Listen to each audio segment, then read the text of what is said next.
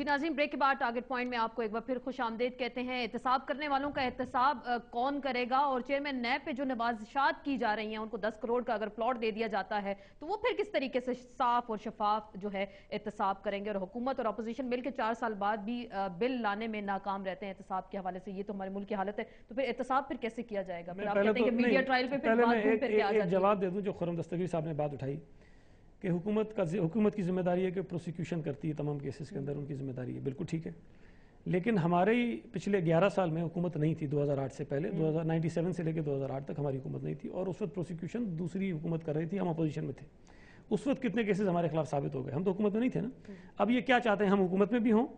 اور عدلیہ بھی آزاد ہو، وہ جس طرح کے چاہے فیصلے کرے، اور اس کے بعد ہم اٹھا کے پروسیکیوشن بھی جو ہے وہ ان کی مرضی سے لگائیں کہ جی انصار عباسی کو لگا دو یا فلاں کسی کو لگا دو۔ دیکھیں میری بات سنیں، بالفرض الزام لگتا ہے، آپ کی گورنمنٹ پہ الزام لگ رہا ہے، چیف ایگزیکٹو جو ہیں پرائم منسٹر ان کے بیٹے پہ الزام لگ رہا ہے، صاف شفاف تحقیقات ہوں، یہی ایک مطالبہ کیا جاتا ہے۔ نہیں تو ہو رہی ہے نا، وہ ہو رہی ہیں، لوگوں کو تبدیل نہیں کیا جا رہا۔ دیکھیں عدلیہ آزاد ہے، جہاں وہ سمجھتے ہیں کہ صاف شفاف نہیں ہوئے وہ ایکشن لے لیتے ہیں، یہ تو ان کا اختیار ہے نا، وہ کر سکتے ہیں۔ دوسری بات، آپ جو چیئرمین نیب کی بات کر رہی ہیں، دیکھیں جو لوگ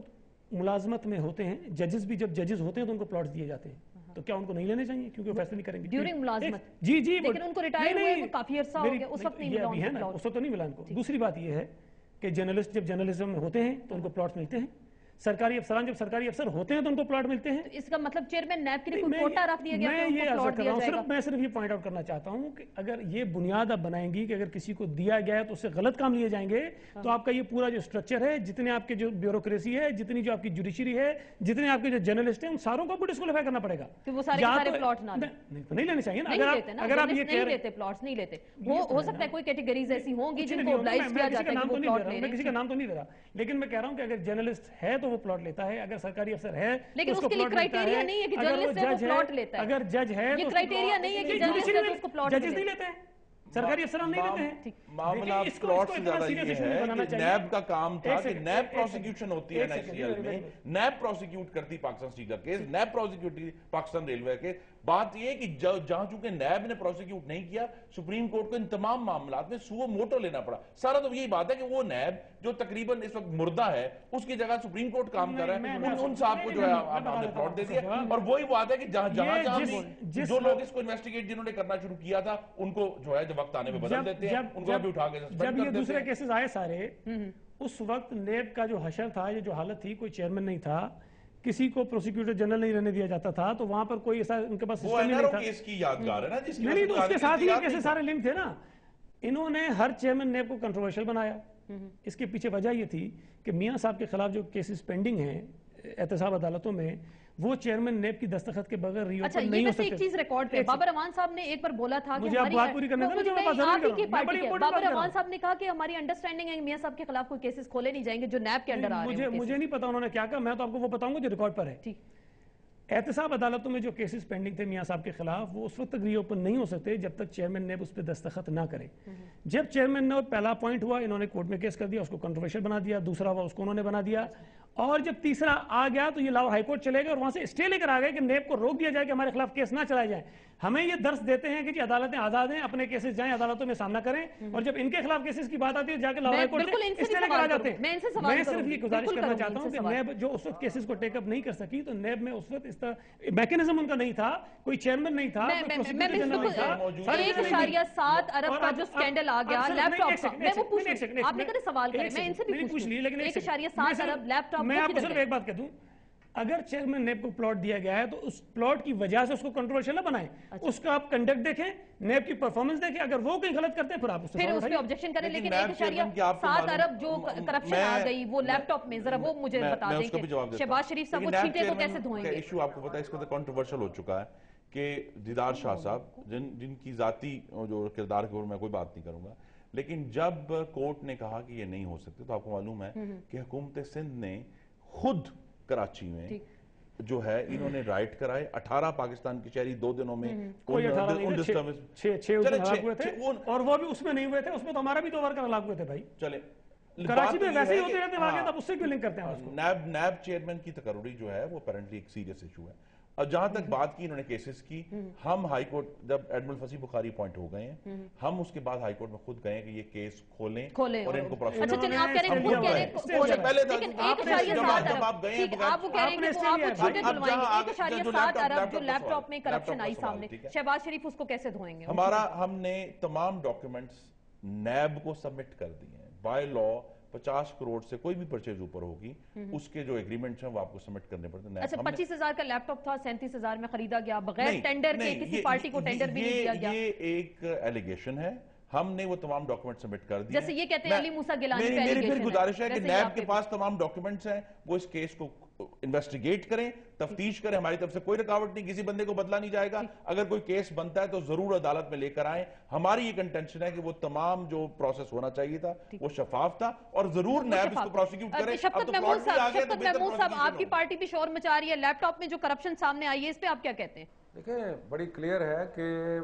میں تو اپنی طرف سے کہنے کی ضرورت ہی کوئی نہیں ہے، ٹرانسپیرنسی انٹرنیشنل کیا کہہ رہی ہے، آپ کی اخباریں کیا کہہ رہی ہیں، ڈیلی ٹائمز کیا کہہ رہی ہے، نیوز کیا کہہ رہی ہے، سارے کہہ رہے ہیں کہ اس میں کرپشن ہے۔ لیکن جو ایک بہت ضروری بات میں کرنا چاہتا ہوں وہ یہ ہے کہ ہماری جو ٹینڈر نہیں وہ جاری کیا گیا اور ایک کمپنی کو ابلائز کیا گیا، میں عرض کر رہا ہوں، دیکھیں خرم صاحب بات تو کرنے دینا، بات تو کرنے دینا، چلیں آپ خبر کا حوالہ دے رہے ہیں۔ جی شفقت بات تو کر لوں نا، بات یہ کر رہا ہوں کہ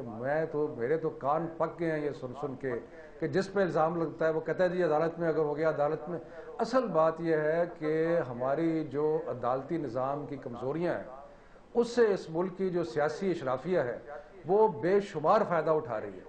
اور وہ اب اس کو یہ یقین ہو گیا ہے کہ کوئی کیس جو ہے اس کو عدالت میں ثابت کرنا بہت مشکل ہے، اس لیے یہ بے دھڑک جو کرپشن ہو رہی ہے یہ اس کی وجہ سے ہو رہی ہے کہ ان کو یقین ہے اس بات کا کہ ہم اس پہ پروسیکیوٹ تو ہوں گے لیکن کنوکٹ نہیں ہوں گے۔ اور اس کا پھر ایک اور شاخسانہ یہ ہے، جو بات پہلے بھی ہوئی ہے، کہ سیاسی اشرافیہ نے یہ فیصلہ کیا ہے کہ ہم نے مل کے ایسا کوئی قانون نہیں بنانا جس سے ہمارے اوپر قانون اور نیب یا اور کسی ادارے کی گرفت جو ہے وہ مضبوط ہو سکے۔ اور اس پہ ترا یہ ہے کہ یہ تو ہماری جو فیڈرل گورنمنٹ ہے یہ تو obstruction کر رہی ہے جسٹس، یعنی کہ انصاف کے میں رکاوٹیں کھڑی کرتی ہے، جس کا پہلے سارا ذکر ہوا۔ اور سب سے ترا اس بات کا ہے کہ جب سپریم کورٹ کسی بات پہ حتمی فیصلہ دے دیتا ہے،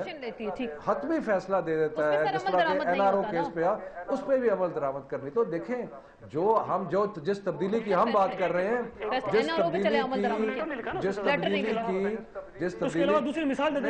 تبدیلی کی ہم بات کر رہے ہیں وہ تبدیلی سوئس اتھارٹیز کو خط نہ لکھنے کے علاوہ کوئی دوسری مثال دے دیں کہ حکومت عمل ہے کہ یہ جب تک اس ملک کے اندر جو جیسے حسن نثار صاحب نے پہلے کہا کہ یہ جو نظام ہے جب تک اس میں تبدیلی نہیں آتی یہ سب ملی بھگت، کوئی لیپ ٹاپ میں کھائے گا، کوئی ایفیڈرین میں کھائے گا، کوئی دوائیوں میں کھائے گا، کوئی کسی چیز میں کھائے گا۔ نواز شریف صاحب کے کیس ہے وہ بھی عدالتوں میں پڑے ہیں اور کیس بھی عدالتوں میں، یہ چاہتے ہی نہیں ہے کہ عدالتی نظام ایسا ہو جس میں کسی پہ گرفت ہو سکے، یہ چاہتے ہی نہیں ہے کہ عدالتی نظام جو ہے کسی کو پکڑ سکے۔ اور یہ تبدیلی جس تبدیلی کی ہم بات کرتے ہیں وہ تبدیلی ایسی ہوگی جس میں نظام کو تبدیل کریں گے